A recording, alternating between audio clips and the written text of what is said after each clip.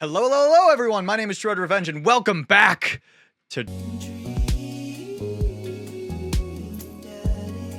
Dad Rector's Cut. I took a break, and I shouldn't have. I've been thinking about this game ever since I played it. Like, I think it's been now a week and a half since I last touched it, and I am just ready to dive back in. So, it's time. You know, sometimes when a kid gets older, they find that they have to keep things hidden from their parents, and that's okay, because sometimes that's what kids do. And that's okay, but also sometimes it's good to have the parents' perspective because, you know, maybe the parents have also dealt with similar situations. When I was much younger, I used to kind of agree with the opposite sentiment of this, that it was important to figure it out on your own. But the older I get, the more that I definitely value what my parents have to say, certainly on certain things. Doesn't necessarily mean you have to agree with how they feel about it or what they see, but sometimes it's good to see what your brain doesn't allow you to see. Sometimes self-awareness is just a tool to help ourselves through things and we're not actually all that self-aware. And maybe they're a little cooler than you give them credit for. Anyway, what I'm trying to say is that it's good to share. Love you. Have you been reading my tweets? You have a Twitter? What? Never mind. Look, sweetie, Mr. Vega said that you haven't been participating in class and that you're not turning things in. Oh, I'm fine, Pops. Senioritis and all that. I don't fucking believe you, Amanda. I thought you liked Mr. Vega's class. Huh. It's fine. He's fine. We pull up to a stoplight and I eye Amanda. She's still texting. I want you to know that you can talk to me about anything. Ugh. I can tell that whatever it is, she doesn't want me knowing about it.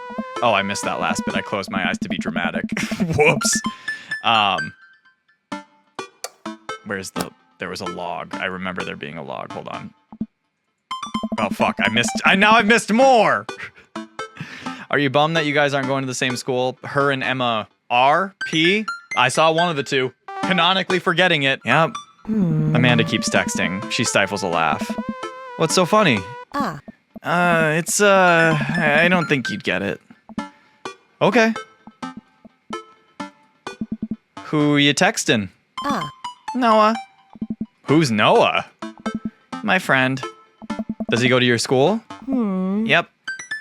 Do you like Noah? Huh? What? No. Dad? I can't believe you would... Dad? I mean, jeez. Why would you... Gross. That's so spot on, it's scary. That's such a spot on take. Dad, he's just my friend. Guys and girls can be friends. He's my friend. Huh? Okay. Jeez. This is going well. Well, good talk. Love you, kiddo. She leans forward and turns up the radio. I guess that conversation is over. That was a really heavy moment to just kind of jump back into, but I'm glad I did. Amanda and I get back home and start cooking some dinner. I found this artisanal mac and cheese recipe online that I've been dying to try. Artisanal? There's 2 ingredients to mac and cheese. Mac and then cheese. Dad, please try to enjoy the finer things in life. I think you of all people should be able to appreciate what one can do with cheese. Lately, I just appreciate cheese a lot more because I can't have it anymore. I turned 30 and it all fell apart, all right? I do appreciate what can be done with cheese, but I miss cheese. Plus, it has bacon in it. Aren't we, as a society, collectively over bacon? I think it's the exact opposite and always has been, and probably, at least for my lifetime, always will be. Bacon's never stopped being good. It just has a PR problem. It's not a PR problem. It's a health problem. It's a huge health problem. It's not good for you. We get to work on the recipe. Amanda measuring things out and handing them to me to dump in the bowl so I can feel useful. Amanda puts me on bacon duty, so I chop a bunch and toss it in a pan to get it sizzling. The key to good mac and cheese is a balance of texture and flavor, Pops. Not only are we gonna want the fullness of the cheese and bacon, but we also need to counterbalance it with the crunchy mouthfeel of breadcrumbs. Mouthfeel? What's a mouthfeel? I know what a mouthfeel is, but Zaddy Red doesn't. You know, when you eat stuff and the texture, Yeah. Listen. I've been watching a lot of the Food Channel, and I honestly don't know what it means. It just makes me feel sophisticated to say. And it is exactly that. It is literally texture and, like, how it sits on the palate. It is a ridiculous critique thing, but also I'm a big texture eater, so mouthfeel be important. Anyway. No, I get that. Every time I watch that channel, I just feel in order. Hungry, jealous, insecure about my cooking ability, and then hungry again. Spot on. Truth. Even when I watch, like, as I've also gotten older, I've started to watch a lot more food YouTube channels, and it's the same thing. It's the same fucking thing. Huh. I like the mouthfeel of that sentence. Oh my god. Amanda, mouthfeel isn't just about food, it's also about words that are fun to say. Gregarious. Ooh, these are all good. These are great. I feel like we gotta check on the bacon, but defenestrate? Boisterous? Nah. Lenticular does have a good mouthfeel. Cattywampus. Discombobulate. Hey. All of a sudden, the bacon bursts into flames. I must not have been paying attention to how hot the pan was. Fire! Fire! Oh god! Fire! That is actually how I would react to a fire. Amanda looks very chill right now. She looks worried, but chill. Run around the kitchen looking for anything to put out the fire. I grab a cup of water and Amanda snatches it out of my hands. Nope.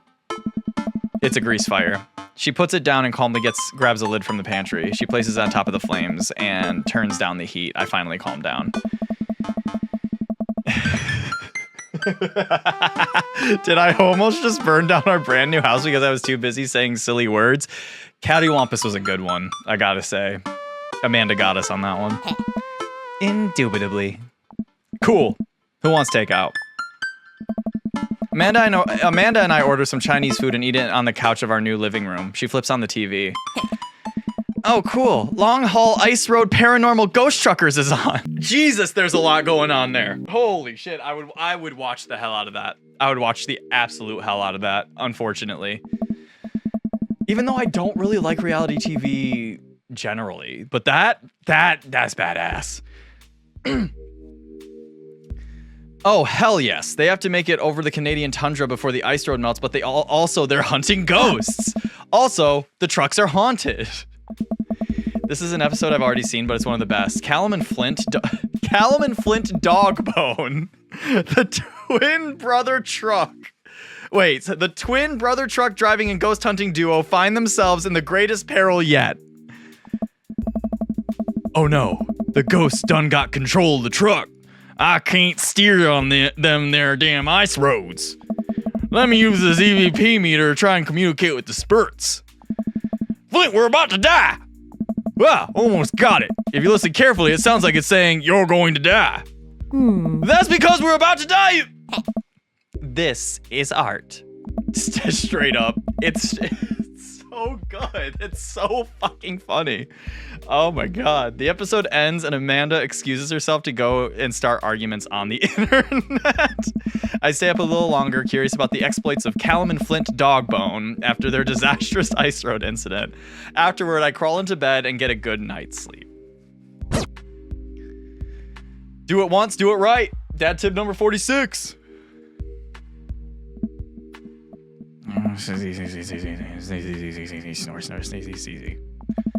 Morning, sleepyhead. 5 more minutes. You have never, ever let me have 5 more minutes, so get up. Fine. We have cereal for breakfast.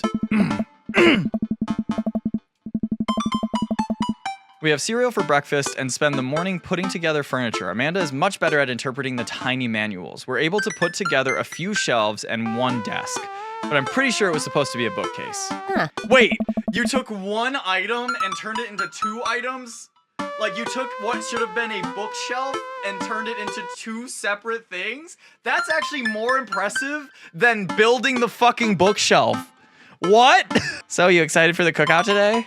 Oh, I totally forgot about that. He was kind of gross. That's a bad attitude. Don't you want to meet some of the people in the neighborhood? I'll probably end up standing uncomfortably in the corner with a plate of food and hope nobody talks to me. Dad, you're a beautiful work in progress. We will get that butterfly to emerge from the cocoon. The social butterfly.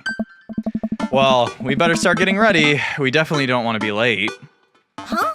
What? No, we have to be fashionably late. Who shows up to a cookout on... Right! Straight... I'm on Amanda's side on this one. No, absolutely not. You know what? We're going early. Just because you said that. I head out the door and Amanda reluctantly follows. We didn't get changed. We're just going now. We're just like, fuck it. I'm gonna be spiteful. We're just gonna do the thing. I head out the door and Amanda reluctantly follows. We walk across the street to Joseph's house with a store-bought veggie plate. We didn't want to risk burning down the house again. Fair. I guess we're not as early as we thought we were. Joseph's backyard is already packed with people and the smell of hot dogs wafts through the air. Small children run through a sprinkler and adults chat in small clusters. I set our veggie plate down on a table next. So even being early, there were already people here. Why? Huh. I set our veggie plate down on a table next to two other veggie plates. Huh. Hey, there's Joseph. Did we have to go? Did we really have to? I feel like you're dragging me kicking and screaming into this. I'm not a fan. I'm not a fan, okay?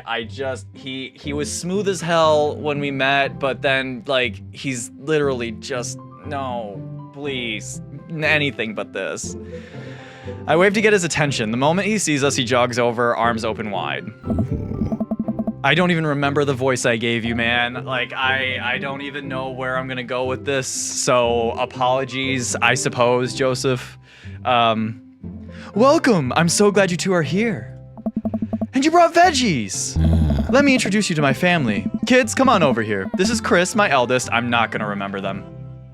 Joseph, I care so little about your children's names. I'm so sorry. Hi. This is Christian and Christy. They're twins. Oh, you didn't even have the originality to, like, call them anything else? Christian and Christy? Come on. You have Chris, Christian, Christy. Who's the fourth? Who's the fourth, Joseph? Hey. Oh! No, thank you! They stare creepily and say nothing? Even more of a no thank you. What? What do you mean? Bro, you got 2 sociopaths hanging out. Bro, what the fuck? And y'all match. Ugh. God, it's just... Oh, it's so painful to look at. Then, of course, there's our youngest, Krish... Wait, where's Krish? Krish? So Mary and Joseph have Krish, Chris... Christy, Christopher. I mean, it's all very obvious what's going on here, but I just... Ugh! Oh, no. Wait, what? That's right. I forgot about you. Oh, shit. Oh, no. It's the woman from the bar the other night. What is she doing here? Yo, she was trying to... Yo, Joseph, Mary was just about to, like, I guess not be a virgin anymore. With me. Not with you, apparently. I mean, can at least claim 4 times that is not the case, but, you know. I don't know what book you're reading and what you believe, but it scares me, whatever it is. Oh. Oh, and how could I forget my lovely wife, Mary? Hey. Joseph pecks her on the cheek. She smiles. Ah, Mary, sweetheart, did you put Krish to bed? I'll have to go look for him. What? You'll have to... Joseph takes a moment and regains his composure. Mary, this is our new neighbor, Red, and his daughter, Amanda. Well, thank you for remembering my kids' names. I guess your kids are very memorable because as long as I get the CHRI right, that's half the battle for some of them. Krish is crazy work, Joseph. Krish is... What the fuck happened there, man? I need an explanation. I'd shake your hand, but I have a glass of wine that I need to tend to. I love her. Nice to, meet you, Mary. For the first time. Charmed. Well, I have to go over there now.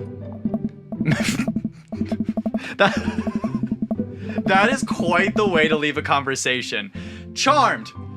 I have to go over there now. It would work 100% of the time. 50% of the time. Mary leaves. Oh God, this is so awkward. I wonder if Joseph knows. I wonder if Mary knows that Joseph knows. I wonder if Joseph knows that Mary knows that I know.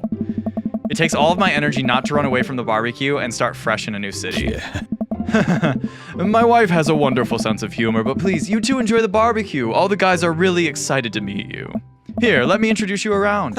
Have you met Matt yet? Who? Oh. Hey Matt, come here to meet our new neighbors. This is Red and Amanda. Oh, those tats are sick, bro. Yeah, hell yeah, dude. Amanda and I both give him a wave. Hey, dude. Hey, I'm Matt. Nice to meet you two. Matt runs the coffee shop down the street. He bakes a mean carrot cake. Why is the carrot cake mean? Whose feelings is it hurting? Oh. Matt grins sheepishly. Oh. He also knows everything about music. His record collection takes up a whole wall of his house. That's me, the music guy. That's a bit of an understatement. He also used to be in a... Oh. I'm just the music guy. Always stoked to discuss music, tunes and stuff. Oh. That's so cool. I love music. Hey. Matt's ears seem to perk up. Hey. Oh yeah? What kind of stuff do you listen to? Oh no, this is gonna do it for me. No. Top tier stuff is crazy. Almost exclusively songs about being sad is the real answer. Dad rock is fine. This is, I guess this. If it forces me to think about my own personal shortcomings or understand that feeling sad is as unique as it is universal, and that there's a certain comfort in knowing that, then I'm all over it. I just like not feeling alone in it. Sadness, anger, the bad emotions. Hey. Dude, me too. Matt gives me a high five. Hey. Cool. All right. Hey, we got the question right. I was just being honest. I was just being real. Matt stands there for a second. So. Oh. Right. Cool. Hey. Well, I'll be making the rounds. Feel free. Charmed. I have to be over there now.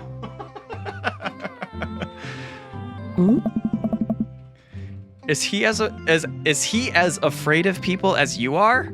He might be. Yo, that'll do it for me too. Shit. Huh. Let me introduce you to Damien. Joseph beckons a tall man in gothic attire over the conversation. Oh no. Good eve, friends. Oh. Damien, this is our new neighbor Red. Ah, so lovely to meet you. Damien shakes my hand and then bows. If ever you're interested, it would bring me great pleasure to host you for a spot of afternoon tea.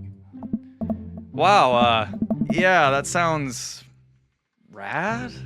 Oh. Splendid. Well, I must be off. Perhaps our paths shall cross again. Charmed. I have to be over there now. Damn, what a classy dude. Certainly not my type.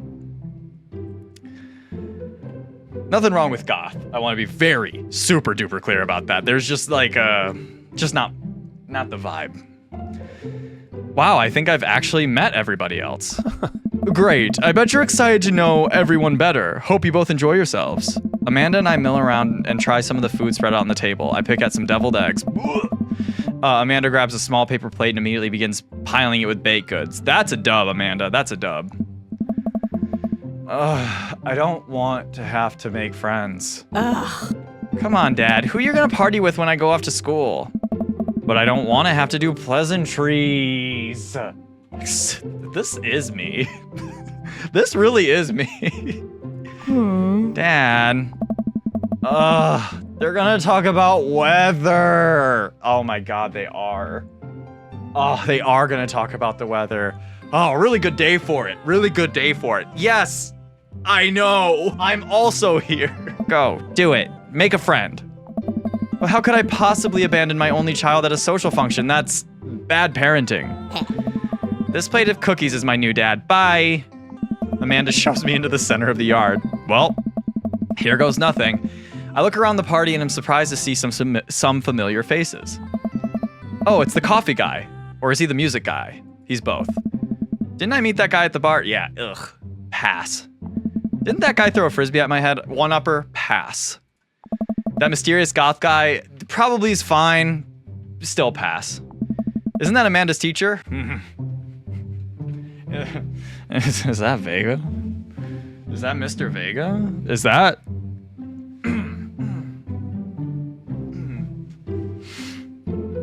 Yeah, all right. Hey, I know Craig. We do know Craig. Craig is all right. Craig is all right. Craig is a bro, though. I don't really feel like the romantic spark. It's like, oh, you've only played like an hour of this, Red. Why the fuck would you judge people so quickly right now? That's what you do. You got to set your sights quick in these games. But wait a second. All of these people live in our cul-de-sac? That can't be right. I'd better investigate. We want to talk to... Oh, I have to talk to them in groups. Matt, Hugo, and Craig. Okay, this is a strong trio here. Oh. Oh, damn. Damn, daddy. Daddies? Damn, daddies. I got pretty decent taste, eh? Matt and Hugo seem to be embroiled in an intense discussion. Craig looks on, smiling politely. I walk over to say hello.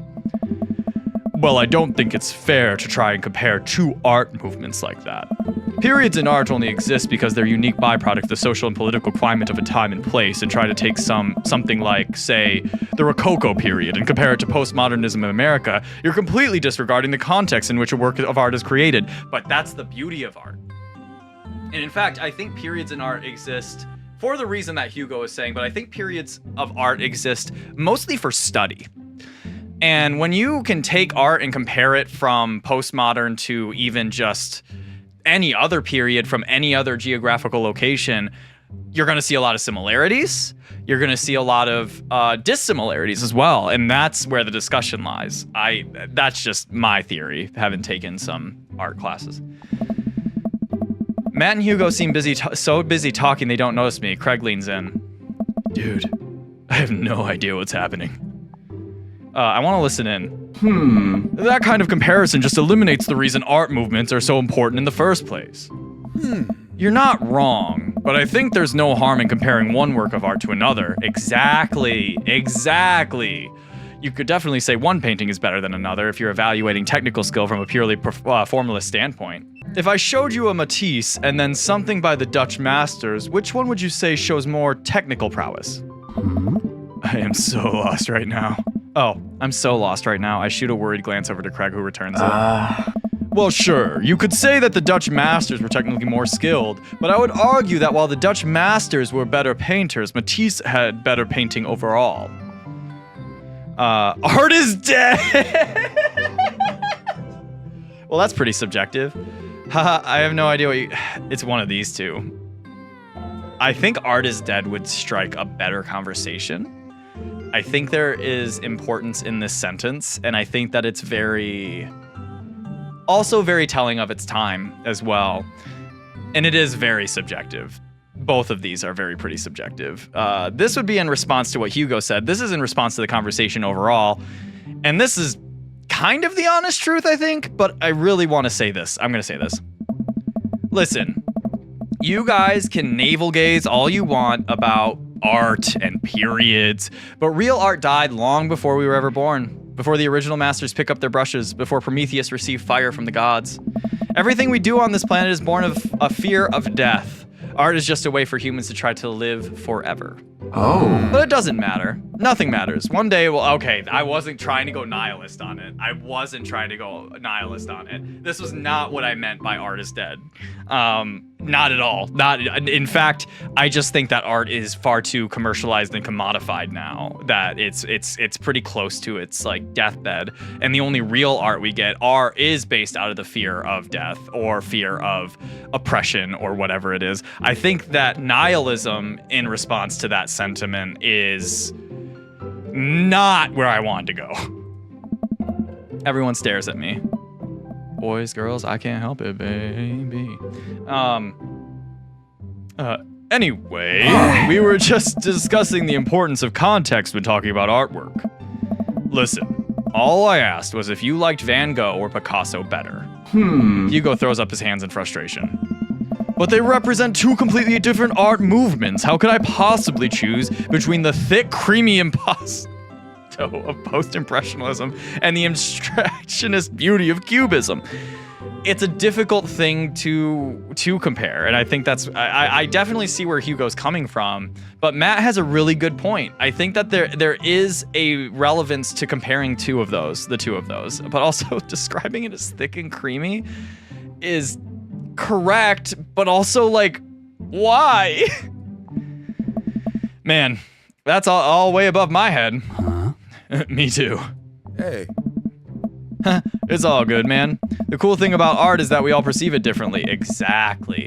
A single piece could have a totally different effect on each person that looks at it, and that's awesome. And that goes for writing, that goes for visual, it goes for audible, it goes for all of it. Like, art is all around us. It just depends. It just depends on the viewer or the witness, I'll say. Oh. Just 1 minute about that. Hugo, please. Ah. Sorry, I get really fired up about art stuff. Red, how are you liking the neighborhood? It's pretty nice. Everyone's been super friendly. Hey, dude. Seems like your daughter's fitting in just fine. Matt points across the yard to where Amanda, Daisy, and another young girl are playing. They're all sitting cross-legged in the grass, picking weeds and weaving them into little flower crowns. It's pretty adorable. The girl I don't recognize jogs over to us. Hey. What is it, sweetheart? It's a flower crown. I thought you'd look cute in it. Hey, yeah. Well, there's only one way to find out. Matt takes the flower crown and places it on top of his head. Hey. Am I cool now? Actually, Matt, yo, my dude. Hell yeah. The girl stares at him, thinking it over. No, but you're slightly less uncool than you were before you put it on. Hey. Hey, Red, this is my daughter. Hello, I'm Carmencita. Carmencita? Amanda comes over with Daisy in tow. I got nothing against Daisy, just her dad. Dad, look, I'm making friends. Are you making friends? You better be making friends. Yeah, actually, Amanda, you remember the cool barista from the coffee shop and my old college friend and, your teacher? This is bad. Actually, this is bad. Oh, hi, Mr. Vega. I didn't realize we were neighbors. Ah. Yep. You still gonna get me that Jesus. You still gonna get me that overdue term paper? Ugh. Great seeing you. Amanda finger guns her. Charmed. I gotta be over there now. Amanda finger guns her way out of the conversation like a champ. She learned the finger gun moves from me. I'm very proud. She's definitely a charmer. Speaking of which, where did my son go? Sweet Hugo looks around the manchego. party. He must finally spot him because his eyes go wide. Huh? Ernest Hemingway Vega. Are you serious? No, Hugo, you're getting less hot. It's like the me conundrum. I look all right, but as soon as I start opening my mouth, it just all goes downhill from there. Are you smoking? Ernest is holding a lit cigarette. Nope. I see Ernest across the way. He casually takes a long drag of a cigarette, then flicks it in the gutter. Unbelievable. Excuse me. Hugo marches over to Ernest, and I turn my attention to Matt and Craig. Kids, right? Oh. Man, I do not envy Hugo. The last barbecue we had, Ernest tried to shove a sparkler down Joseph's pants, nearly burned down half the yard. Oh my God. And the barbecue we had before that, he actually burned down half the yard. And then it spread onto my lawn and burned down half my yard too. Wait, are we about to have oh, he flicked the cigarette into the gutter. No, not enough. I guess we gotta keep the tradition alive, don't we? Hugo walks back over to us, practically dragging Ernest behind him. This was me. This was a younger me back in the day. Nah, I'd never smoked. Not a huge fan of smoking, but yeah. Hey everybody, sorry about that. Red, this is my son Ernest. Hello. Ernest looks away, sulking, his hands shoved deep in his pockets. Hugo nudges him impatiently. Hey. Nice to meet you, Ernest. What grade are you in? doesn't matter. Oh. Ernest. Okay, I'm in 8th grade. God, are you happy now? I'm sure you were just dying to know. Yeah, good for you. Can I go now? I'm tired of talking to old dudes who blame my generation for the failing economy. At 8th grade? Good Ernest. Ernest! Oh yeah, because I'm totally embarrassing you. Ernest puts earbuds in and storms off in the corner. Well, that was certainly something. He seems nice. Hugo puts his head in his hands and sighs. Oh. I'm so sorry. He's having a really tough time. As much as I want to be the cool dad, I have to be the authoritarian dad, and he clearly resents me for it. Maybe also cleverly resents you. I mean, I think as a dad and a teacher, that's about as authoritarian as you can get. Honestly, are any of us cool dads? Is it even possible to be a cool dad? No. Embrace the cringe. Embrace the love, embrace the cringe, express the love, express the cringe. Just experience love the way that it is. You feel me? What? I'm cool as a cucumber, bro. Look at your mustache. Look at the shirt you're wearing. You might want to like slow your roll on that. Hey. See that right there? You can't say that. I... My kids think I'm cool. But for how long, Craig? How long do we get to be the cool dads? Oh. I don't know. Hey. I think we just have to accept the fact that as dads, we've become the machine we once raged against and accept our fate to unironically wear socks with sandals. Your kids may think you're cool now, but the moment they hit puberty, you're doomed. Oh, this is gonna get a lot deeper than I was prepared for. Amanda's 18, and she still thinks I'm cool. I yell across the yard to my daughter, Amanda! I'm cool, right? Amanda just laughs. She keeps laughing. I see your point. As much as we all wanted, I don't think it is as important to be a cool dad as it is to be a good dad. We can't all be best friends with our kids. It just doesn't work. I mean, look at me and Ernest. Look at me and Ernest. It felt like I said in earnest. Look at me in earnest, but no, and. Our job as parents is to make sure our kids turn out okay. Yeah, you're right. But it'd be nice to have it both ways. Hearing those guys talk about this makes me think of my relationship with Amanda. We get along so well, but there might come a time when it won't be like that. Is college when that happens? Don't let us eat up your time, Red. Go meet some of the other people around the neighborhood. Do I have to? Yes. Do I have to? Holly's saying yes in the background, and I don't know why. Okay, let's get this Robert and Brian situation out of the way. Do I like any of them? I don't know. I really genuinely don't. I glance across the yard and notice Robert and Brian chatting over drinks. Man, I don't think I want to deal with being one up by Brian or whatever happened with Robert last night. He was just hitting on you. Robert was just like one night stand it, you know, that whole thing. But yes, exactly. This is exactly how I feel. Oh no, they caught me staring. Oh no, Brian's waving me over. Shoot. I flash a smile and walk over to them. Hey, guys. Hey, Red, how the heck are ya? Settling into the neighborhood all right? Oh, you betcha. Got the living room in order at least. Yeah. That's great to hear. I've been doing some living room work as well. Finally got the 50-inch in there. Game looks great in high def. The game, as a proper noun, looks great in high def. Oh boy. Red, have you met Robert yet? Yeah, we've met. Robert regards me over his whiskey. Good seeing you again. Oh, we were just talking about my most recent camping trip. Spent a night out in the woods with Daisy and Maxwell. She's definitely an outdoorsy one. Even caught her first fish. It's good to see you taking your daughter out like that. I bet she loved it. And it's great that she loves the outdoors. Mine loves being inside. Brian raises an eyebrow at me. Being inside, making art. She won a local competition for that art. Yep. Did I put it on too strongly? Robert stares at me blankly for a second. Hey. Anyway, Whoa, whoa. I haven't gone camping in years. Not since the last time. Not since the incident. Same here. Well, things change once you have Wait, what happened the last time? Oh. Robert takes a long sip of whiskey. Well, old Johnny Boy and me were out in the back country. Johnny Boy's a strong kid, met him in my army days. Comes from Kansas. They build him tougher out there. Anyway, things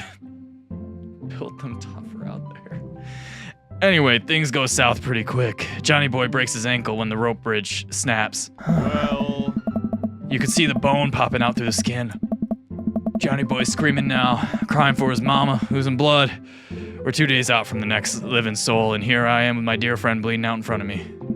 I'm able to dress the wound, but now I got a fireman carry a 6 foot, 180-pound man over some of the toughest terrain I've ever been in. Won't lie to you. There were moments during those 2 days when I thought about leaving old Johnny Boy.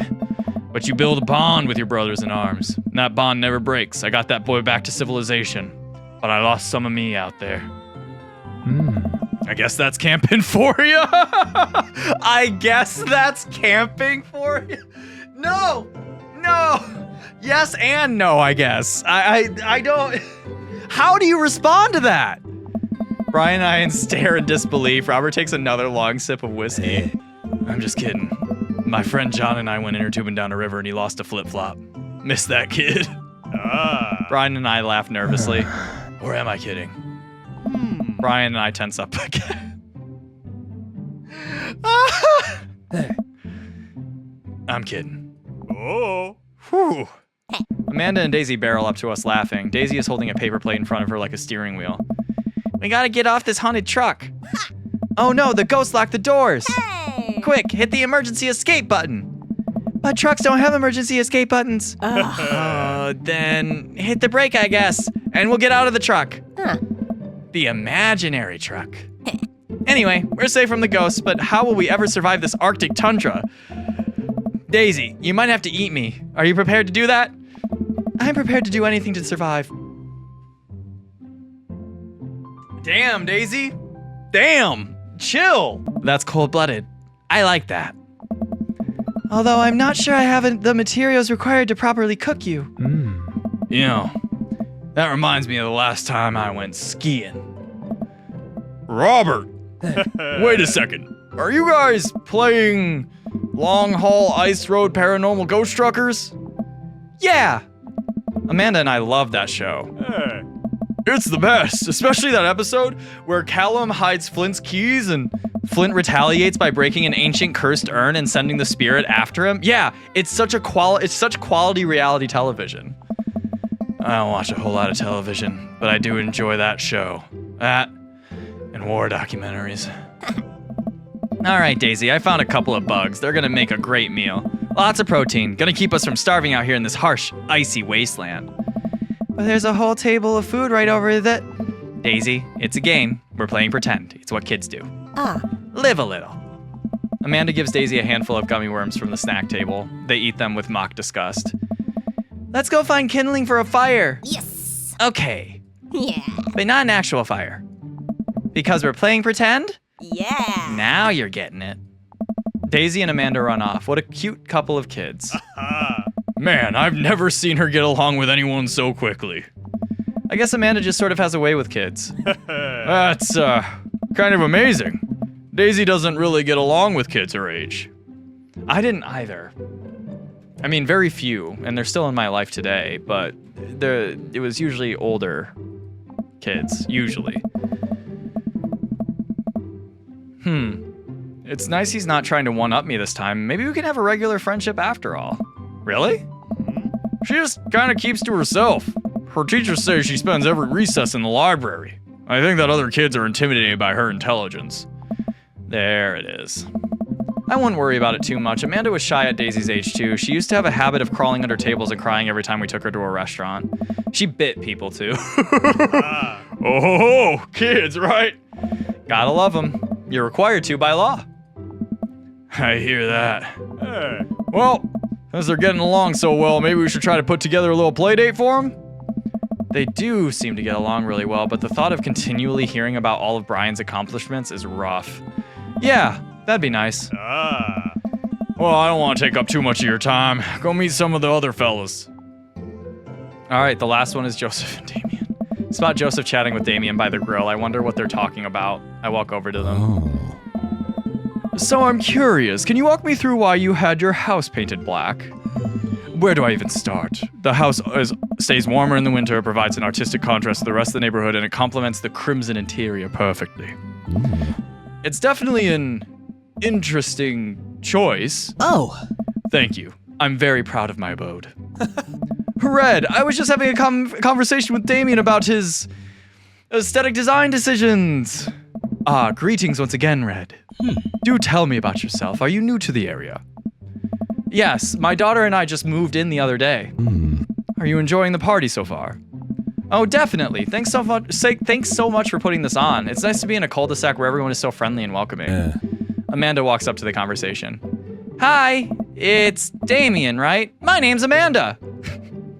Hi, I'm Amanda. At your service. What a pleasure it is to meet you. Damien finishes the sentence with a flourish and a bow, producing a single rose and offering it to Amanda. Amanda blushes and returns the gesture with a curtsy. Huh. Ma, do you know how to treat a lady? Huh? Hello, Amanda. I can't take them seriously. I can't. Seemingly out of nowhere, Joseph's twins' kids appear. And are they speaking in unison? Hey. Won't you come play with us? Um, Come play with us forever. Guys, enough with the creepy twin shtick. We've talked about this.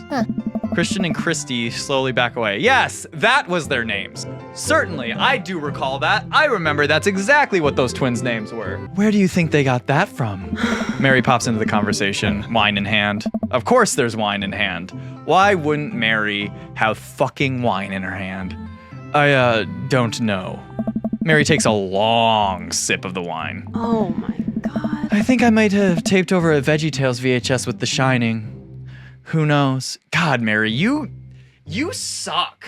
You just are the worst. Like, there are some people here that are also the worst, but you are the worst. Trademark. She takes another sip of her wine. Where's Krish? Ugh. Wasn't he with you? You had him a moment ago. He's probably stuffing dirt in his mouth. He'll be all right. Toddlers are pretty resilient. Mary tips her glass to me. Ain't my first time to the rodeo. It's my fourth. Give it a rest. I have squeezed 4 little... Sweetheart, would you do me a favor and please find Krish? That would be great. Oh my. I'm sure he's fine. Oh. Mary? Ah. Okay, geez. It's, I can see why this is the way that it is, beyond just the fact that she has raised now 4 children. If it's implying that Joseph is a gay man, which, I don't mean to be, stereotypical, but look at the man dressed like old fucking money. But beyond that, I can see that making the relationship very tense. Dad, can we go now? Lucian, have I introduced you to Red yet?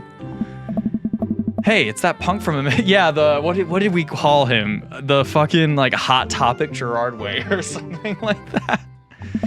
I remember you. Whatever.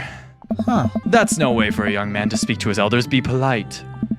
Lucian bows. Whatever, sir. That's damn right. Damn right, whatever, sir. Damn right, Lucian. Lucian bows again. Mr. Christensen, may I have a veggie burger, sir? Oh. Coming right up, bud. Are you vegetarian? Yup.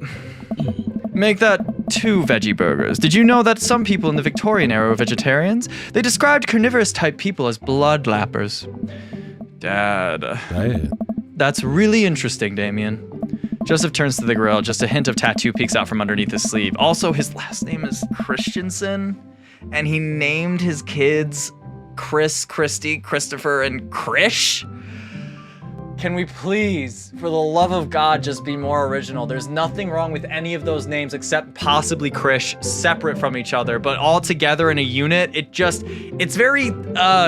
creepy. It's creepy, okay? Joseph turns on the grill. Just a hint of tattoo peeks out from underneath his sleeve. I can't believe I didn't notice it before. It looks like the bottom of an anchor. Oh, and it's a basic ass tattoo too. Nothing wrong with anchor tattoos, guys. Get whatever tattoo you want. It probably means something. I don't care. I really don't. But God, if I'm supposed to be looking for my dream daddy here, that's not it.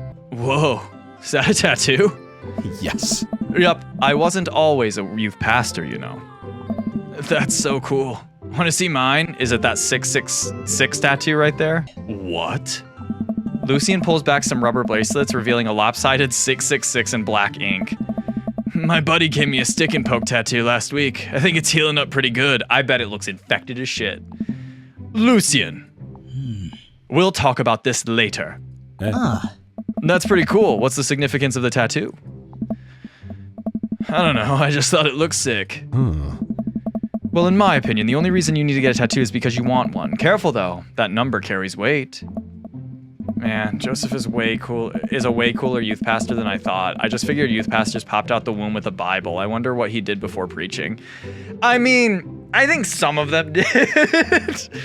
I've met a handful over my years, and some of them do. It does feel that way. And without further ado, let's work some magic. Joseph closes his eyes, takes a deep breath, and gets to work. With the greatest ease, he sets patties on the grill, flourishing as he flips his spatula in the air. It's easily some of the best grill work I've ever seen. You guys think this is my first time in front of a grill? He's working faster now, effortlessly tossing cheese onto patties and perfectly grilling onions on the side, one after the other. The dads take notice and crowd around Joseph to admire his masterful technique. You probably didn't know this, Red, but Joseph's known around here for his grillmanship. He's ungrillevable. Dude. I've tried to get on his level, but I just can't catch up. Hey. Let us keep studying. He has a rare quality about him. Mustard we keep talking about this. Can't we just appreciate the artist? The dad jokes aren't gonna stop, huh? I've never seen him make a mistake. Oh. Okay, we need to stop. This is getting too cheesy. Please stop. Thank you, Amanda. Thank you. I think there is a place for dad humor. It's just not constant. All of the children at the party boo the glorious displays of puns in unison. Yeah. All right, guys, the food's ready. Please form an orderly barbecue. Amanda groans. We all grab our food and hang out, enjoying perfectly cooked cheeseburgers. Some of them are veggie burgers. Man, it is so wild how all of us dads live in the same cul-de-sac. Hey. Kinda nice, isn't it? It feels like there's a real community here. Totally helps when you're just a single dad trying to raise a kid. We're happy to have you here, man. I think you're gonna like this neighborhood a lot. Oh. Plus, Amanda seems to be getting along with all of the kids. If she decides to get into the babysitting game, she'll really make a killing. Oh, what is that? Sorry, I read ahead before I read it out loud. Hey, why don't you add us all on Dad Book? Do I have to? Dad Book? Yeah, it's a great social network for dads to keep in touch with each other. We're all on it, so if you ever need to reach out to anyone, that's the simplest way to do it. It honestly would not be a bad idea. It's just that I fear a lot of men are too afraid of being that vulnerable with other men, just because of the way that masculinity's been viewed over the years lately. So I don't know, but it doesn't sound like a bad idea in theory, even though I know it's a bit of a joke. Sorry, I'm just an old-fashioned dad. Social media goes over my head sometimes. Don't worry, Pops, I'll help you figure it out. The rest of the barbecue goes smoothly. We all trade stories and drink beer as our kids play on the lawn. Amanda breaks up the fight between Carmencita and those weird twins. I think they wanted her soul. They did. Oh, hey, we completed chapter 1. Let's go. I don't know why. I don't know why I didn't assume this was broken up in chapters. Because if that was the case, I would have broken these videos up chapter by chapter, but I'm just going to keep leaving you guys on cliffhangers as much as I can. Amanda and I walk back to our place as the sun sets over the neighborhood. Pretty fun party, don't you think? I mean, I got a burger in me. I felt like I was at a networking event. Wish I could have been playing Paranormal Ice Road Truckers. Felt like I was at a networking event. I'm gonna get LinkedIn notifications out of this. I just know it. You don't think it's nice that people want to connect with you? Not when their affection jams up my inbox, metaphorically speaking. Well, hey, at least you met some other cool dads. You should hit them up on Dad Book. Maybe I will, if I ever figure out how social media works. I have a good feeling about this place. Me too, Dad. Just in time for me to leave for college. She's just trying to get her dad set up so that he's not lonely, I think. I'm starting to see more and more of Amanda's like worry and anxieties, becoming an adult, having to leave her dad who lost, his partner. And then, like Amanda's going through it, truly is going through it and is handling it spectacularly, but it can only go so far. Bottling things only goes so far. Amanda and I arrive home with the remnants of our veggie plate. Seems like nobody was really into the cauliflower. That's always the case. It just tastes like nothing. Any big plans for this evening? Actually, yeah. I'm going out with some friends. Oh? Is that okay? Of course. Just keep me posted and be home before midnight. You got it. And be careful. I will. Make good choices. Of course. And call me if you need anything. Dad, you're not going to do the thing where you wait silently for me to come home in the living room with all the lights off, are you? What? No, I've never done that. And I'll never do that. Not me? No. Okay. Do you have plans tonight? My plans were kind of to eat ice cream and watch TV with Amanda, but I'll find something to do. I'm gonna work on some stuff, see how long I can sleep for, throw a party. I'm gonna work on some stuff. Dad stuff. I'm just relaxing tonight. Have fun, okay? Great. See you later. I watch Amanda drive off into the night. I really do hope she has fun. I plop down in front of the TV and turn on some Wine and Dine Mastermind with celebrity chef Gavin Chapman. Looks like Gavin's making a roasted rack of lamb with rosemary mashed potatoes. I'd love to be able to cook like that, although I think if I was actually good at cooking, I'd use my powers for evil. Like just making baked Alaskas all day instead of any food of real nutritional substance. Man, Gavin Chapman just caught that thing on fire, but he meant to do it. What a professional. I lose track of time as I blaze through some. I thought the sentence was going to end there, and I was like, oh, we're going to take that turn through several episodes of Wine and Dine Mastermind and also one episode of some cooking show called Meat Hell. I'm not even sure what that one was about. It was just a lot of yelling. I glance at my watch. Man, it's almost midnight. I should check in with Amanda. I send a text. Hey, kiddo, you good? I wander into the kitchen as I wait for a reply. Amanda's phone is almost always in her hand, so I'm sure she'll respond soon, unless she's driving home now, in which case I hope she doesn't respond soon because I definitely have taught her better than to text and drive. Straight up. Don't text and drive. I reach into the freezer and grab an ice cream sandwich. It's a little late for this, but I think I've earned it after a long day of socializing. I check my watch again, and then my phone. Nothing yet. Huh. Okay, see, now I'm worried. Do I call her? Do I call the cops? You call her first. No, it's too soon for that. I'll just send her a gentle reminder text. What's up? Half an hour passes. Now I'm really worried. The episodes of Gavin Chapman's Meat Hell are not only not assuaging my anxiety, but possibly exacerbating it with all the yelling, so I keep pacing around the house waiting for her to come back. Why didn't I find out where she was going? Who she was even with? Why don't I know any of her friends' phone numbers? Why don't I even know any of her friends' full names? I only know last initials. First names, last initials. Emma P, Emma R. Is there an, QRSTUV? Who is Emma P? I just... That caught me off guard. Yeah. Who is she? I decided to send her another text. Amanda, please text me and let me know you're okay. I can't help but think of all the awful things that could have happened to her. Oh, thank God it's her. Amanda opens the door and shuffles in. Finally, she's back home. I'm glad she's okay. Sup? Sweetie, thank God you're safe. Yep. But now that I know she's okay, I'm really mad. Why didn't you answer my texts? Amanda pulls her phone out of her pocket. Oh, whoops. Guess I didn't see those. She starts to walk to her room. Amanda Ann! Whoa, we're pulling out the middle name now? Amanda, you came home an hour and a half after your curfew and you didn't respond to any of my texts. You really freaked me out. I was about to call the cops. Dad, you're seriously overreacting. You're not going to be like this when I go off to school, are you? I was scared. I have a right to be concerned. This is never the way.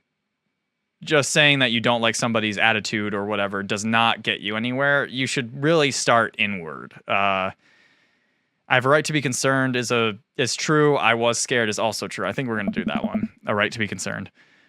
You're my only daughter. Well, I can't give you a play-by-play of everything I do all of the time. I'm 18. You shouldn't even be giving me a curfew in the first place. The way that I was raised about this was the fact that if you are in someone's house, living under somebody else's rules, and you're not really paying rent or anything, then you should probably follow those rules unless they are very, very unfair. And I don't think for an 18-year-old who is still technically in high school, being home by midnight is generous, I think. But I don't know. Never been a father. I sit down on the couch and put my head in my hands. I feel very tired all of a sudden.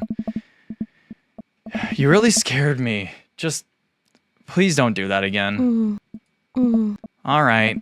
I'm going to go to bed now. Amanda closes the door to her room and I head to mine. Jeez. As I'm falling asleep, one thing she said keeps echoing in my mind. You're not going to be like this when I go off to school, are you?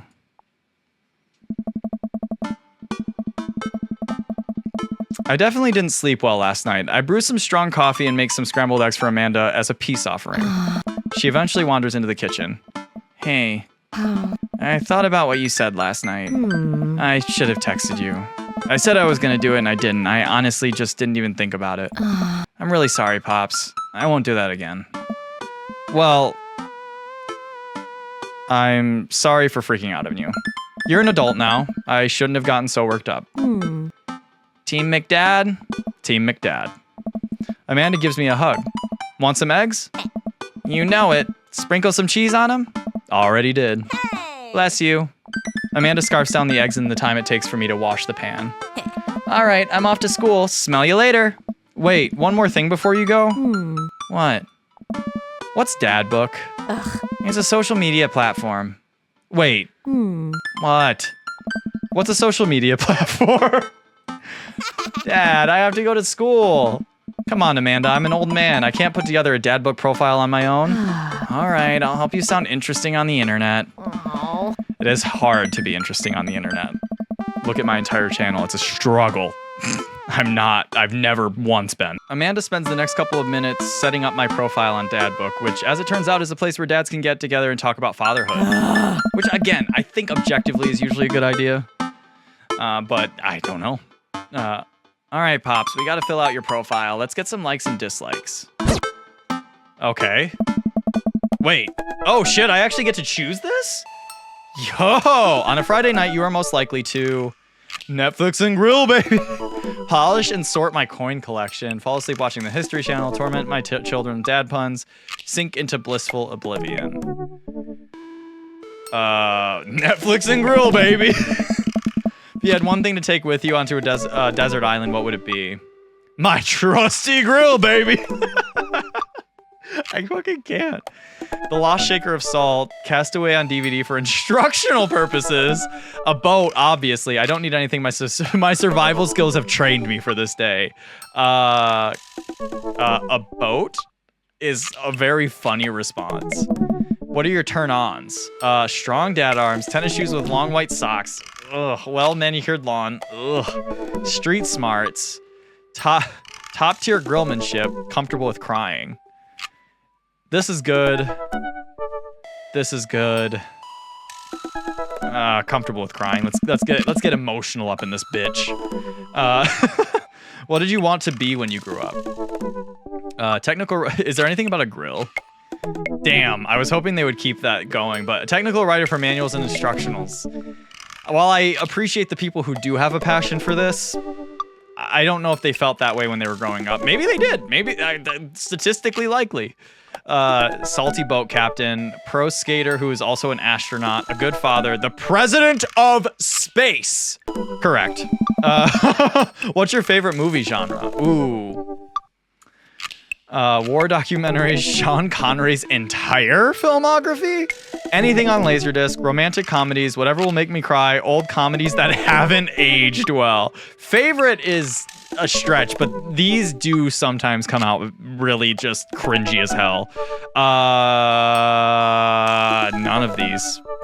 Not a single one. I guess whatever will make me cry. Let's keep it emotional. What's your ideal date? Anything about grilling? Napping together? Aw. Doing 1,000 pieces of... Aw. Eating a healthy dinner at 4 p.m.? Aw. Trying to geocache but getting hopelessly lost? Aw. Arson? Aw. Being emotionally vulnerable. Trying to geocache but getting hopelessly lost? This sounds fun. What do you never leave home without? A sensible cardigan. My sick vape, bruh. My book of word jumbles and a pen, a cool knife, my crippling low self-esteem. I frequently forget my phone keys and wallet at home sometimes. This is me. Oh, God, that's me. That's so real. I don't usually forget my phone, but wallet or keys, always up, toss up. I spend a lot of time thinking about conspiracy theories, how proud I am of my child, potential ends of the world, if I'll ever be able to love myself as much as I love my grill, when I can next get a cup of coffee, lawnmower modifications. I really like these two. Potential ends of the world is probably more accurate for me. Profile complete. See, that wasn't so bad. Yeah, that was actually kind of fun. I could totally spend all day on here just looking at people's profiles. Hey. You should message one of them. Or more than one of them. All these dads seem pretty interesting. Okay, I promise I'll make some friends. Amanda gives me a hug. Go get him, Dad. Welcome. You've got dads. Do I? Boy, howdy do I. Wait, Amanda's on Dad Book?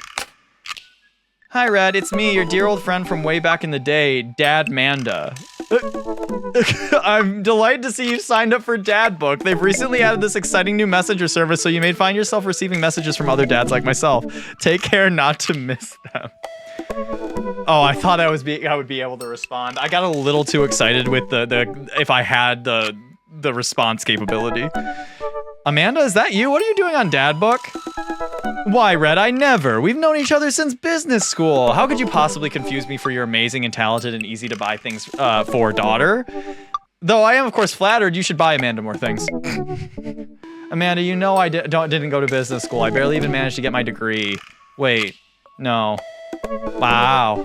I didn't say that. You never heard that. This is gold. I was a great student, I swear. I graduated at the top of my class because I worked hard and ate all my vegetables. Real talk. Totally holding on to this for later. Wait, do you even remember what I majored in? I declined to comment. Cool. Conversation ended. Good call. I'm going between Matt and Hugo right now. Joseph, like, not a high tier for me right now.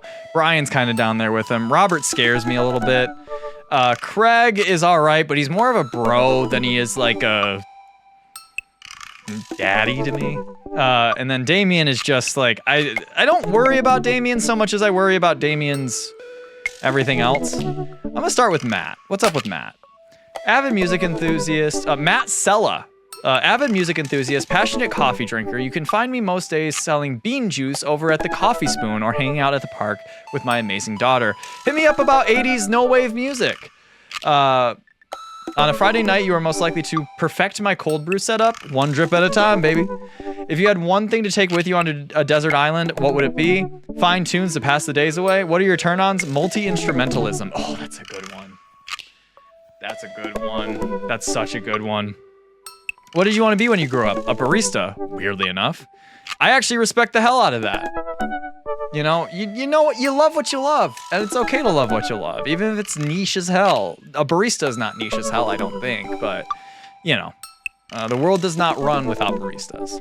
What's your favorite movie genre? Shit with subtitles. Real talk. Real talk. English is my first language. I need them subtitles, baby. What's your ideal date? We go to the animal shelter and seriously consider adopting a cat. I did that once. Now I have 3 cats. I did only adopt one.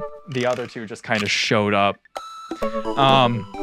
What do you never leave home without? My headphones, both in-ear and over-ear, just in case. Oh, I really should start taking both. At least on a plane. That's brilliant. I spent a lot of time thinking about where did writing commas into song titles come from and where did it go? Did we all just agree that it's a bad idea? This is a song title itself.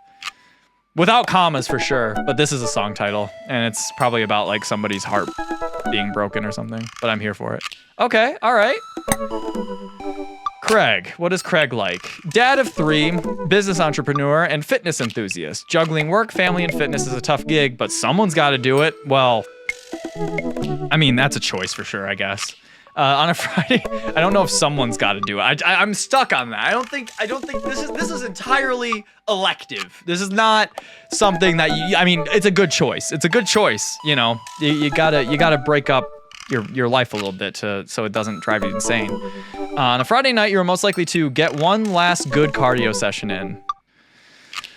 If you had one thing to take with you on a desert island, what would it be? A box of energy bars. Okay. What are your turn-ons? A sub 6 minute mile. Actually, yeah, sub 6 minute mile is hot. That's true. That's a good point. What did you want to be when you grew up? Beer pong world champion. Huh. What's your favorite movie genre? Buddy cop movies forever. Nothing wrong with buddy cop movies, but favorite genre? What's your ideal date? Scaling a huge, dangerous mountain for fun. What do you never leave home without? An extra tube of energy gel? Energy gel? I spent a lot of time thinking about my mile time used to be so good. What happened? Have I peaked? Well, if you do that to yourself, you're never gonna want to get out there. All right, Brian, what you got going on? Hey, I'm Brian. I spend most of my days hanging out with my awesome daughter and thinking up new ways to grill things. If you like fishing, then we'll get along. On a Friday night, you're most likely to see just how slowly I can cook a piece of brisket. Is that a pickup line? Oh, I'll show you how slowly I can cook a piece of brisket. You want to see how slow and tender that brisket gets? You ain't ready for this brisket. If you had one thing to take with you onto a desert island, what would it be? My fishing pole. Brilliant, actually. What are your turn-ons? A keen understanding of steak cuts. I do wish I understood steak cuts, but that would not turn me on necessarily, I don't think. What did you want to be when you grew up? A fireman. Hey, hell yeah. What's your favorite movie genre? Rom-coms. Okay. What's your ideal date? Deck building. All right.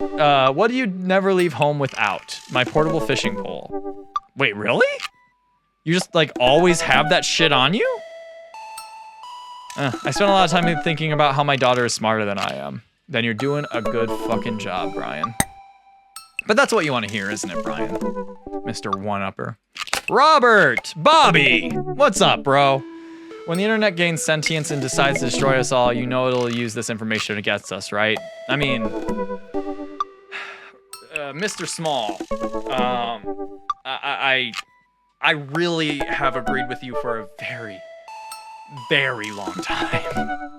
On a Friday night, you are most likely to make a deal in an alleyway, have it go badly. Who's the cop? Was it Giacomo? I trusted Giacomo? Yo, what is happening? Are you well? If you had one thing to take with you on a desert island, what would it be? Gun. The fishing pole was the better idea. What are your turn-ons? Don't talk to me. What did you want to be when you grew up? Grifter. Dude, you are awful, man. Oh, fucking toilet tier over here. Jesus. What's your favorite movie genre? Italian neo-realism? What is even an example of Italian neo-realism? Italian neo-realism films are characterized by their focus on the lives of ordinary people, often depicting the struggles of the working class in post-World War II Italy. Notable examples include Rome, Open City, 1945, by Robert Rossellini, and Bicycle Thieves, 1948, by Vittorio De Sica. Okay. What do you never leave home without? At least 4 knives. Okay, why not 5 at that point? After 2 knives, what's the point? If you start adding more, why stop there? I spent a lot of time thinking about, you ever really look into a rabid animal's eyes? You ever seen him from a mile away, just staring? Robert is unwell. Damien, how do you do? I have finally decided to join this information superhighway. I'm gonna throw up. I'm just gonna throw up. I'm not entirely sure how this works, but I will try my best to understand. I love long strolls through the graveyards and spending time with my son. If you would ever like to chat about the latest Victorian fashion, the inevitability of our own demise, or black cats, please send me a letter. On Friday night, you are most likely to listen to true crime podcasts while I taxidermy my newest specimens. I'm already out. It takes a strong will to be like chill with like hanging out with somebody taxidermying a new specimen. If you had one thing to take with you on a desert island, what would it be? A coffin. You would just overheat and die depending on where the island is, or freeze to death, or whatever it is. Like if you are just like fucking, that's a terrible. This is the worst answer so far, I think. And there's been some bad answers. What are your turn-ons? Pronouncing bosom correctly. Bosom? I'm gonna call it bosom now, just to piss you off, Damien.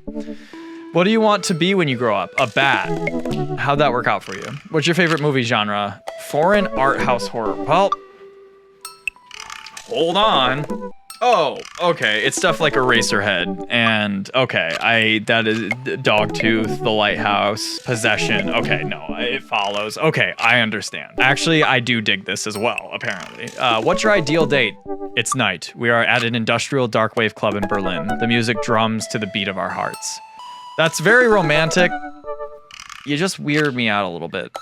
What do you never leave home without? An upside down cross. How does Joseph keep you around?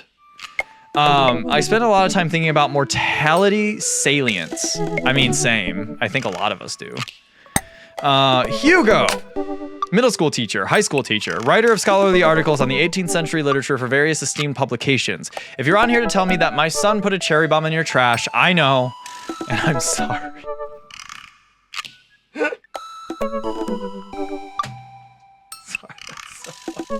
That's so fucking funny. If you had one thing... On a Friday night, you are most likely to brew some strong tea and paint my miniatures. You know what? Hell yeah. If you had one thing to take with you to a desert island, what would it be? A Remembrance of Things Past by Marcel Proust. Ugh. Fine, I guess. What are your turn-on? Muscles. I ain't got those. What did you want to be when you grew up? Movie star. What's your favorite movie genre? Documentaries on art history. What's your ideal date? Each of us a favorite movie. Sorry, I gotta slow down my reading here. I'm just like processing at a delay right now. Favorite genre, like of all time. You'll take documentaries on art history over just like literally anything else. I don't mind documentaries on art history. I've had to watch them. Favorite. Okay. What's your ideal date? Each of us reads a different book on opposite sides of the couch in comfortable silence. Ooh, I've done this. It's nice. What do you never leave home without? My glasses. Actually, I forget them at home a lot. Same, Hugo. I spent a lot of time thinking about, I worry that people who are against e-readers are more in love with the idea of books than actually reading them. Huh. Not a thought I had considered. But I do believe that might be the case. I do buy physical copies of books, but I do read them. And I'm not entirely against e-readers. I think whatever makes reading more accessible to people is good. I just don't want, I hated seeing it kill bookstores was the big thing. And then last, and certainly least, Joseph. Voted Maple Bay's #1 youth minister for 5 years running, living in my hometown with my beautiful wife and 4 amazing kids. If I'm not in church, you can catch me out on the open water, setting sail on the seas of adventure. I love playing guitar and crushing my kids at Candyland. Crushing your kids? They're kids. Damn, don't even hold back a little bit. On a Friday night, you are most likely to lead the community in a fun mixer. Okay, if you had one thing to take with you on a desert island, what would it be? My 6-string. If people just... Why are you making it the whole thing, the whole personality? Okay, what are your turn-ons? My loving wife. What did you want to be when you grew up? Ship captain. Couldn't tell. What's your favorite movie genre? Feel-good movies. That's actually fair. That's actually a fair. Like, yeah. What's your ideal date? Lovely night on the town. Lovely night on the town with my wife. What do you never leave home without? The good book. Wait, like it's always on you? It's always there? The good book is just always on you? Like just ready to go? Oh, all right. I spent a lot of time thinking about how I can be a better man, husband, and father. Ooh, that's gonna eat you alive, buddy. That's gonna eat you alive. The strange thing about this dad book is it feels more like a dating app with these questions, right? It doesn't really feel like what's your ideal date is not normally important to get to know somebody unless there's romantic intention, in my opinion. Same with like the turn-ons question as well. I don't think that that's necessarily always a thing friends know about each other or need to. All right, cool. I think I'm gonna message Matt. I really liked a lot of his answers the most. So, message. Smile as often as you can. It will make others around you feel more comfortable. Are you comfortable yet? It was just a dad tip I'm following. Are you comfortable? I really hope so. You should just take a deep breath and relax. You're not in danger here. Nothing's wrong. Nothing bad is happening. You're fine. Everything's fine. See, are you comfortable? Aren't you more comfortable? Anyway, I navigate to Matt's dad book page and type out a message. Hey man, great getting to see you at the BBQ. We should definitely hang soon. You free? Damn, he texts faster than I do, and I've been told I text pretty quickly. I mean, my response time is varied. I'm actually a terrible texter, but when I'm typing, my type speed is the thing. A minute or two later, I hear a ding and see Matt's response. Hey dude, I'd be so down for that. I'm actually catching a show tonight at the Soundgarden. Good, 100% great reference. Want to come out? I think for a moment. What's a Soundgarden? It's a band, but in this case, it's a concert venue. Oh, never mind. It's a concert venue, but also a band that a lot of people listened to back when it was cool to have soul patches. Red for fucking filth. Every Soundgarden fan read for fucking filth. Very true. Oh man, I haven't been to a real concert since Amanda was born. Am I ready for this? Well, I'm thinking. Another message pops up on the screen. PUP is playing tonight. Cool little indie pop punk rock band out of Canada. Should be a fun one. I didn't know you were allowed to string that many words together to describe a band. Whatever. Let's get out of our comfort zone. Oh, if you can string that many words together to describe painting and art periods and film genres, you absolutely can do it with music. In fact, I think it is more fun to do it with music. I think a while ago, maybe last year, there was a meme going around from Spotify's AI doing this. And unfortunately, some of the descriptions are spot on. Nobody wanted to admit it, though. I didn't see that. I log off of Dad Book and think for a second. Wait, how do I see that? Wait, I want to go to Dad Book, though. I missed that last message. I log off Dad Book and think for a second. Wait, when was the last time I went to a concert? I mentally backtrack decades through memories of denim jean jackets and moral panic over teenagers turning to the occult. Always happens. Every cycle, every generation. There's always another worry. Sometimes it's books and movies. Sometimes it's music. It's usually music. Sometimes it's right now. I think it's video games. There's always a fear of the occult and like evil coming from these things. Oh God, I had a mullet back then. Oh God, I thought it was cool. Oh God, other people thought it was cool. I finally remember the strange 80s prog rock I used to listen to and mentally envision all the airbrushed vans in the parking lot. Man, how did anyone survive the 80s? I should really ask my parents. Okay, so I haven't been to a concert in a long time. What do you even do at concerts now? I spend most of the day pacing around the house and keep thinking about my relationship with coolness. I mean, I always thought I was cool, at least relative to a bunch of other dads my age. Dad, what are you doing? I look over and see Amanda at the door, just getting home from school. Oh. Her eyes are a little puffy, almost as if she'd been crying. Hey, what's wrong, Panda? I'm fine. Oh, nothing. I'm fine. I just got sad because I realized that society collectively refuses to take pop music seriously, despite the fact that some of the most interesting musical innovations are coming out of that genre.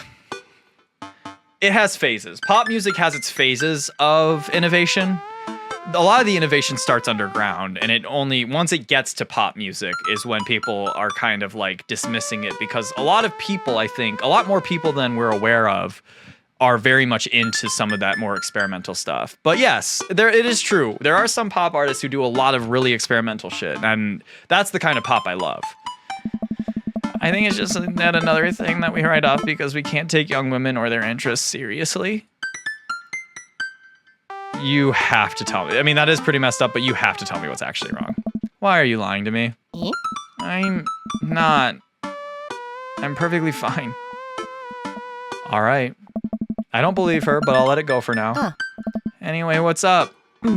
Amanda, how do I be cool? Let me put on a pot of coffee first. This is gonna be a long night. No, seriously, Matt invited me to a concert and I don't think I've been to one since you were born. Aww. Yeah, you have. You took me to one when I was 12, remember?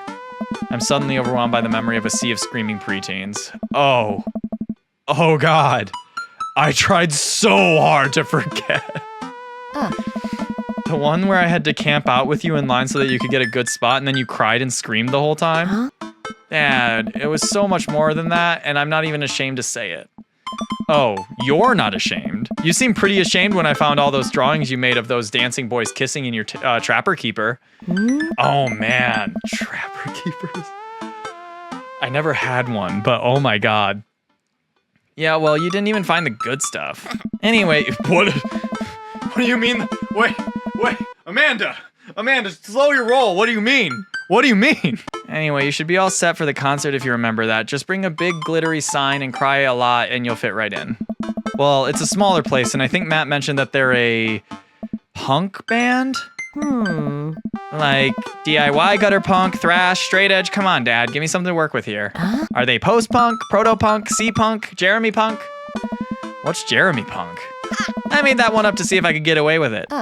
They're not positive hardcore, are they? He said that they're Canadian punk. Oh, yeah, you'll be fine. Does the idea of Canadian punk seem contradictory to you? Brutal. I don't see friendship and politeness as core tenets of the punk scene, and in fact, it is. In fact, being punk has everything to do with friendship and love and light and all those things. It just doesn't look it, and that's the fucking point. Well, punk is kind of a big genre that might not be as dangerous as you think it is. It's become so much more than counterculture rebellion, but it is still very important to counterculture rebellion. I love punk music of all kinds. What I'm trying to say is just enjoy the music. That's it? I mean, yeah. It's not like you're gonna jump into the mosh pit or anything. Oh, don't tempt me. Don't tempt me. I'll bring my cane and everything to the mosh pit. You think Actually, IRL Red cannot handle a mosh pit anymore. Well, that's comforting. And if a strange dude in a Set Your Goals hoodie offers to buy you merch, don't accept it and definitely don't go on 3 awful dates with him afterward where he takes you to a nice restaurant and then he forgets his wallet literally 3 times in a row? What? Never mind. Just have a blast tonight. So she's dating this dude. I already forgot his name. It might have been Jeremy. Who knows? Not relevant. I'm guessing that has something to do with it. That was oddly specific. I show up to the Coffee Spoon at 8 in what I hope is a concert-appropriate attire. I see Matt out front locking the door to the shop. And that, my friends, is where we will end this episode of Dream Daddy. I'm going to keep playing, so I'll get to see this before you get to see this. But if you guys are enjoying, please leave a like, leave a comment, and subscribe if you want to see more of my face on a regular basis. And I will see you when I see you. I got to go over there now.